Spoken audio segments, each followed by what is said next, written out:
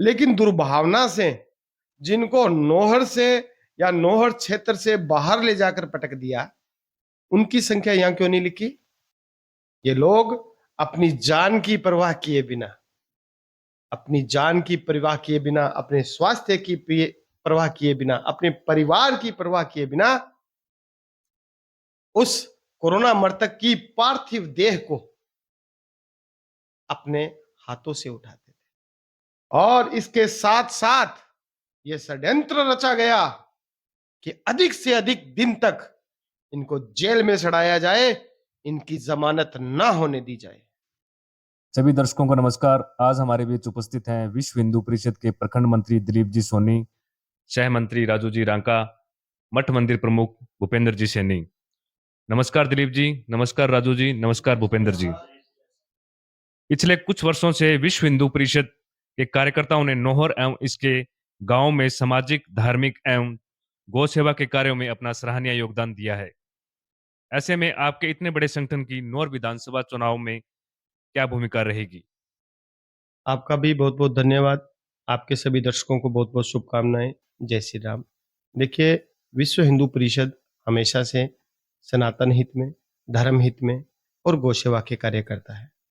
और सरकार किसी की भी आए, किसी भी पार्टी की भी आए, हमारा बस उनसे एक ही हमारी उनकी एक उनसे एक ही इच्छा रहती है कि वो सनातन के प्रति, राष्ट्र के प्रति, गौ के प्रति हमेशा सकारात्मक रहे। लेकिन देखने में आता है कि ये संगठन भाजपा का करीबी समझा जाता है। इसका क्या कारण है? देखिए, विश्व हिंदू परिषद में हमने हमेशा से एक ही बात कही जाती है कि चाहे भाजपा हो, चाहे कांग्रेस हो, चाहे माकपा हो और चाहे अन्य कोई भी पार्टी हो, विश्व हिंदू परिषद के लिए सभी पार्टी, सभी हिंदू एक समान है। लेकिन अगर किसी का हमारे संगठन के प्रति रवैया सकारात्मक है, वो हमारा सहयोग करता है, तो ये स्वाभाविक सी बात है कि हमारा भी उनके प्रति झुकाव और उनके प्रति सकारात्मक रवैया बढ़ेगा। और दूसरी तरफ अगर कोई हमारे प्रति दुर्भावना रखता है, हमारे प्रति नकारात्मक दृष्टिकोण रखता है, तो ऐसे में उनका सहयोग करने का कोई औचित्य नहीं बनता। जैसा कि आपने बताया कि आपके लिए धर्म और राष्ट्र, गौमाता और मंदिर ही सबसे पहले है, तो क्या आप विकास की बात नहीं करते? देखिए, बिल्कुल सही सवाल पूछा है आपने और आपके अलावा और भी कई लोग, कई प्लेटफ़ॉर्म से हमसे यही बात पूछते हैं। आज आपके माध्यम से मुझे सभी को एक साथ जवाब देने का अवसर मिला है।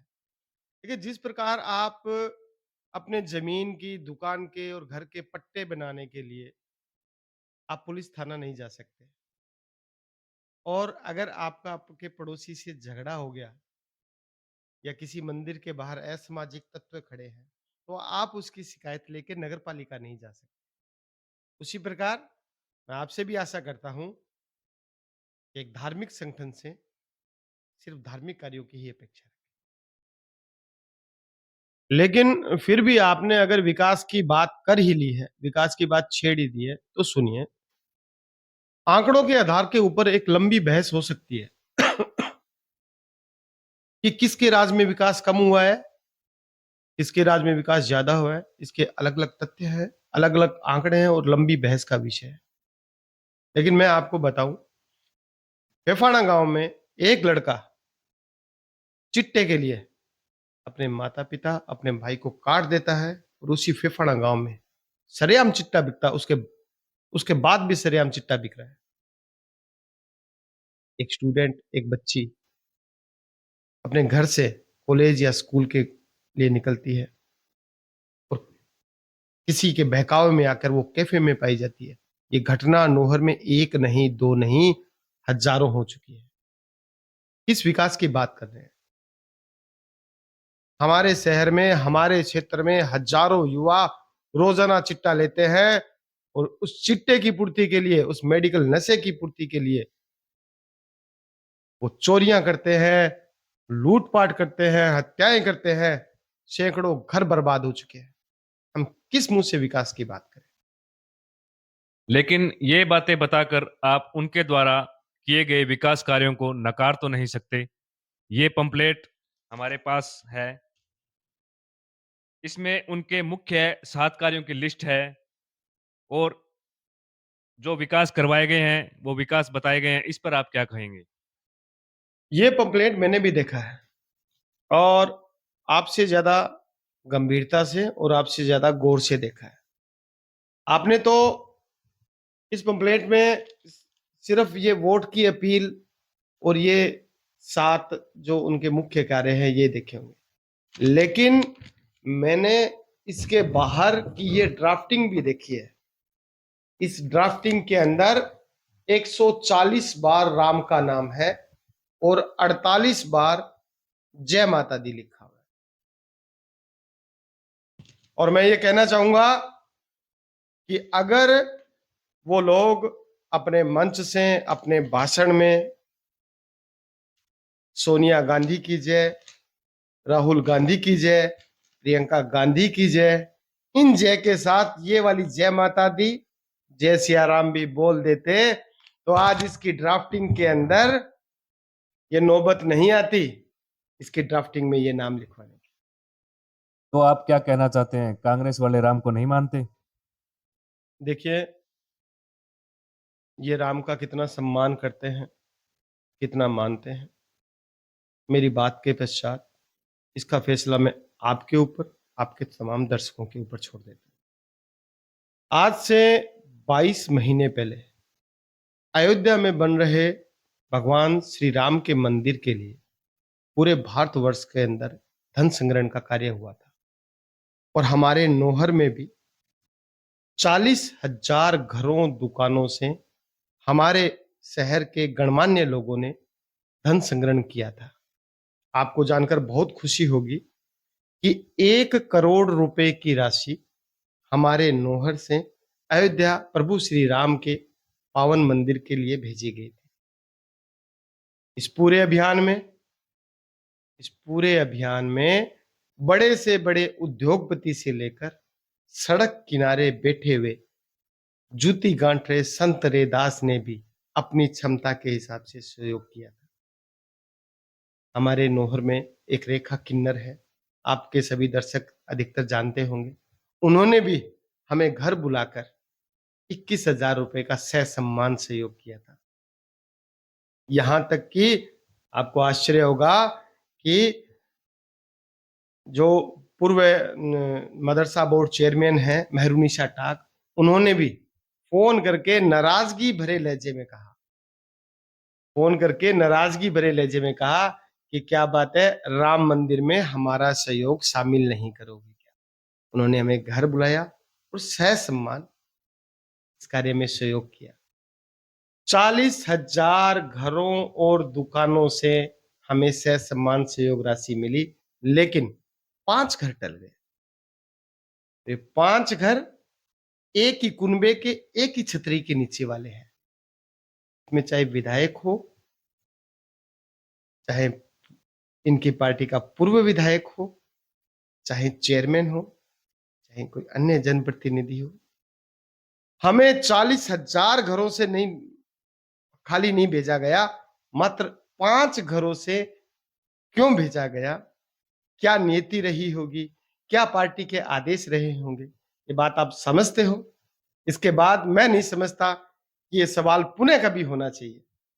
एक ही कुनबे के 5 लोग मना करते हैं और 40,000 घरों से हम लेके आते हैं। आप सवाल करते हो कि ये मानते हैं कि नहीं मानते? राम कार्य की चर्चा करके आप इनके बताए गए इन 7 कार्यों पे कुछ भी कहना नहीं चाहते? चलो, ठीक है नरेंद्र जी, अपने इसके पहले नंबर से शुरू कर लेते हैं। ये सबसे पहले है राजकीय चिकित्सालय और 25 डॉक्टर।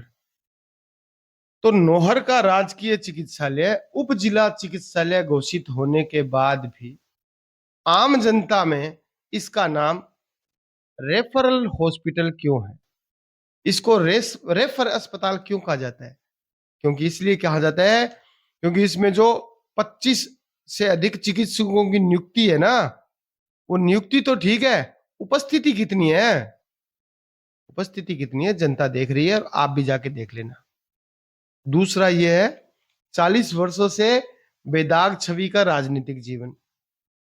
भगवान करे बेदाग हो, लेकिन तो चूने की सप्लाई में करोड़ों का चूना जो है, या अधूरे दस्तावेज पर बनी अवैध कॉलोनियां हैं, या पट्टे के लिए बनी फर्जी रसीद बुक है, इसका कितना सच है वो सब जनता देख रही है और आने वाले समय में सबको पता लग जाएगा। इसमें है शिक्षा के क्षेत्र में 5 राजकीय महाविद्यालय।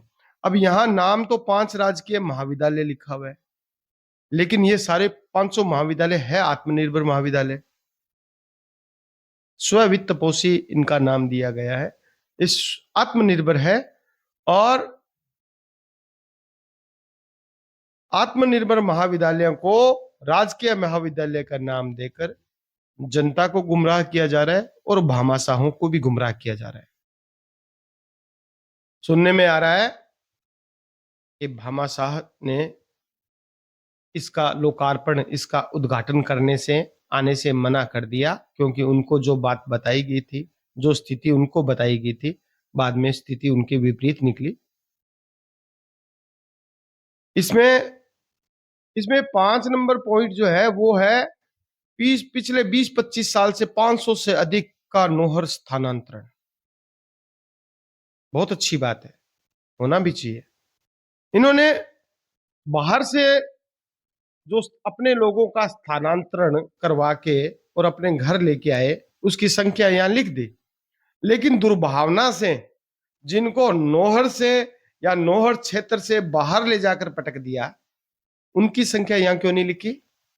वो संख्या भी बराबर में आनी चाहिए थी। इसमें 6 नंबर है रोडवेज बस डिपो।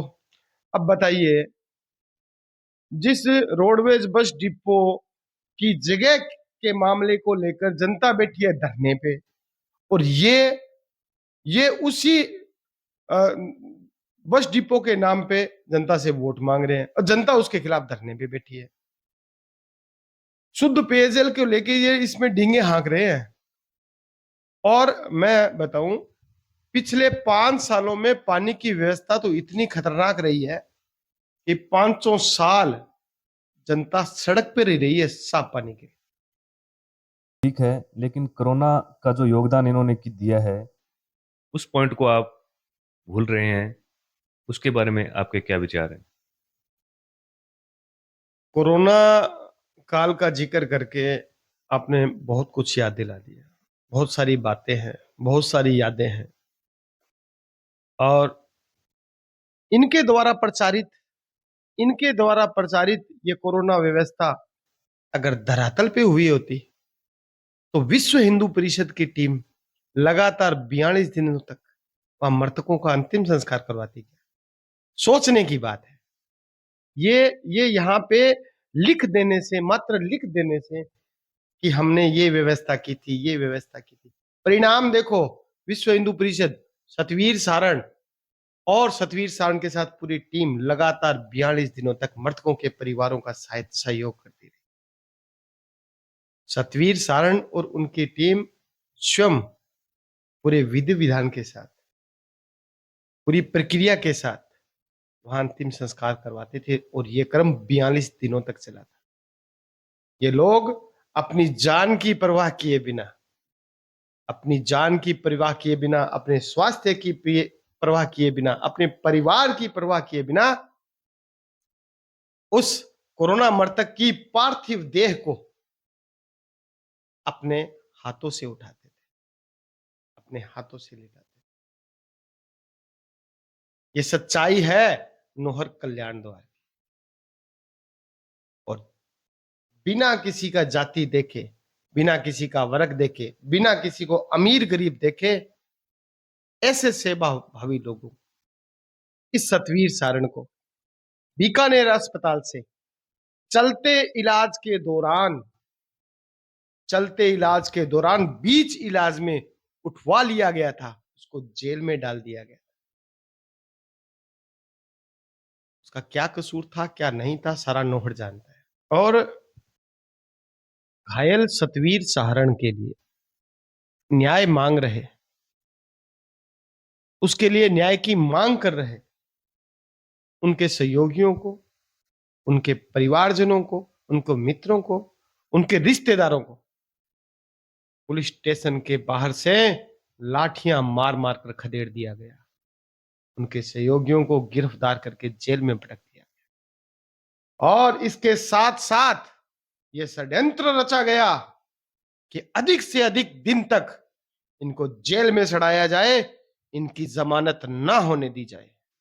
आप जो बता रहे हैं वो काम प्रशासन का कानून व्यवस्था बनाने के लिए आवश्यक था। इसमें आप जनप्रतिनिधियों को कैसे जिम्मेदार ठहरा सकते हैं? देखिए, कौन कितना जिम्मेदार है, कौन जिम्मेदार नहीं है, ये जनता जानती है, सारा नोहर जानता है कि अगर उस दिन पुलिस थाने के बाहर जब सतवीर के माता पिता बैठे थे, उनके भाई बैठे थे, उनकी पत्नी, उनके बच्चे बैठे थे, वहां उस मौके पर चेयरमैन साहब पहुंचकर उनके परिवारजनों को यह कहते कि सतवीर के अपराधियों को आज ही गिरफ्तार करवाना मेरी जिम्मेदारी है। मेरे लिए मेरे बेटे में और सतवीर में कोई अंतर नहीं है। ऐसा करते, डॉक्टर से बात करते, परिवारजनों को विश्वास दिलाते,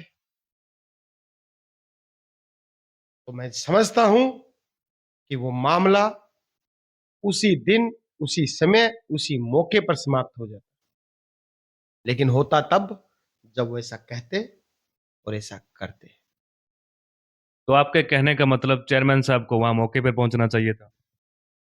जी हाँ, चेयरमैन साहब को वहां पे बिल्कुल पहुंचना चाहिए था और अगर उस दिन वो वहां पहुंच जाते और ये नेक काम कर देते